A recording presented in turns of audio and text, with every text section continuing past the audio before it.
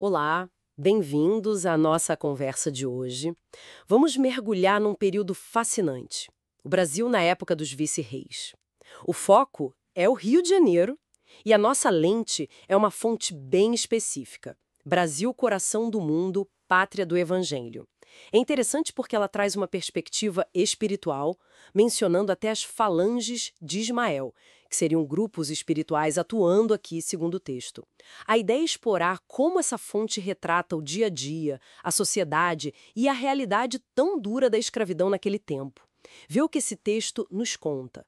E um ponto que me chamou a atenção logo de cara foi o crescimento do Rio de Janeiro que a fonte descreve. Exato. O livro mostra um rio que começava a se destacar, sabe? Passando à frente de outras cidades coloniais importantes na época. É verdade, fala da expansão do casario, né? As casas descendo dos morros, ocupando as áreas mais perto das praias. Sim, uma expansão bem visível, um retrato de uma cidade mudando. Uma transformação. E essa transformação, segundo a narrativa, vinha com uns contrastes bem interessantes. Por um lado, o livro descreve uma calma aparente, assim, para os governadores, para o pessoal da igreja. Cita o convento de Santo Antônio, um lugar de referência dessa tranquilidade. Uhum. Por outro lado, mostra uma sociedade aprendendo, tipo, novas regras de etiqueta. Chegavam livros de Portugal sobre civilidade, né? Tentando se organizar socialmente, então. Isso, uma formalidade começando a aparecer. Que interessante essa dualidade. E como era a vida na cidade mesmo, no dia a dia? Principalmente à noite, o que a fonte diz. Aí o texto pinta um quadro bem particular.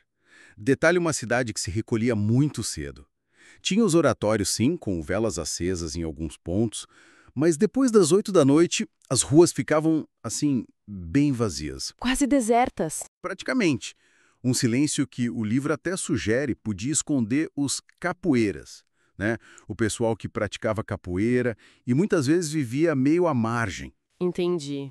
E mesmo em dia de festa de gala, nos palácios, era normal os convidados levarem a própria luz.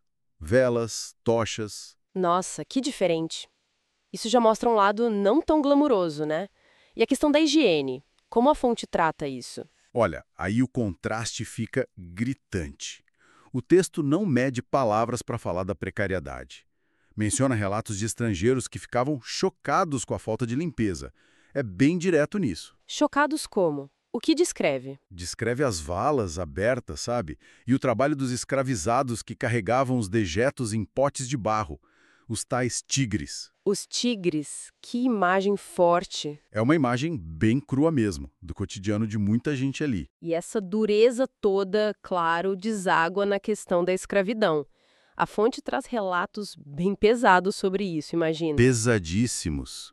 A fonte descreve os mercados de escravos, como o do Valongo, de forma muito viva. Fala dos detalhes das inspeções desumanas, verificavam pulso, dentes, a força física, como se fossem objetos mesmo. Terrível. E a dor da separação das famílias, né? As condições nos navios negreiros. São descrições brutais.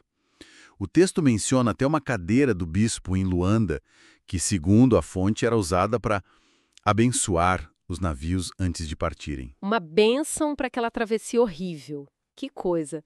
Mas a fonte não fica só na descrição, ela tenta dar uma interpretação espiritual para isso tudo, né? Como ela faz essa conexão? Sim, e aí entra a visão bem particular do livro. Ele explica que a justificativa religiosa da época para a escravidão vinha daquela ideia dos negros serem descendentes de Cã, o filho amaldiçoado de Noé, né? Aquela justificativa bíblica distorcida. Exato. E dentro disso, a fonte introduz a ideia das falanges de Ismael, aqueles espíritos que você mencionou no início, que estariam ali atuando para, talvez influenciar, tentar amenizar um pouco aquele sofrimento todo, mesmo num cenário tão adverso. Amenizar. Mas como isso teria acontecido na prática, segundo o livro? Que exemplos ele dá dessa atenuação? Então, a narrativa aponta algumas coisas. Descreve a própria Igreja Católica que, por um lado, legitimava, mas, por outro, virava um espaço de refúgio, sabe? Através do culto a santos como São Benedito, Nossa Senhora do Rosário, que eram importantes para os escravizados. Interessante. E menciona o surgimento de costumes que o texto chama de filantrópicos, tipo apadrinhar escravos que cometiam alguma falta, reconhecer informalmente o direito deles a ter pequenas economias, um pecúlio, dar dias de folga, cita até uma lei de 1700 sobre isso, e as alforrias na pia batismal também. Entendi. A fonte lista essas práticas, mas ela argumenta como essa influência espiritual teria levado a essas coisas específicas.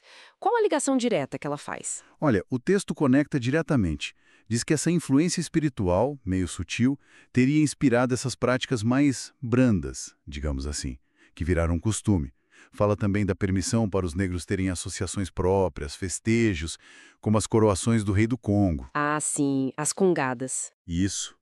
E a fonte destaca o que ela vê como uma diferença do Brasil, não ter tido um código negro tão duro quanto outros lugares, e essa filantropia que ela acha precoce.